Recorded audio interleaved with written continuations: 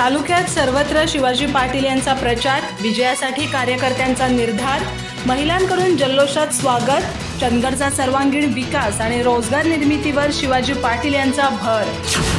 चंदगड विधानसभा मतदारसंघातील सर्वसामान्य जनतेचे अपक्ष उमेदवार शिवाजी पाटील यांचा प्रचार जोरात सुरू असून त्यांच्या विजयाचा निर्धार संपूर्ण तालुक्यात केला जातोय।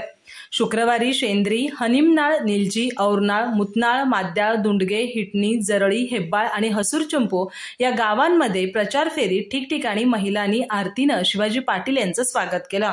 शिवाजी पाटील यांनी रोजगाराच्या ठिकाणी जाऊन नागरिकांशी थेट संवाद साधला। ते म्हणाले, चंदगड मतदारसंघ विकासाच्या संधीपासून वंचित राहिलाय। माझा कटिबद्ध संकल्प आहे की या भागाचा विकास साधून रोजगाराच्या संधी निर्माण करू। महिलांचा आणि युवकांचा उत्स्फूर्त प्रतिसाद त्यांना मिळत असल्याचं त्यांनी सांगितलं।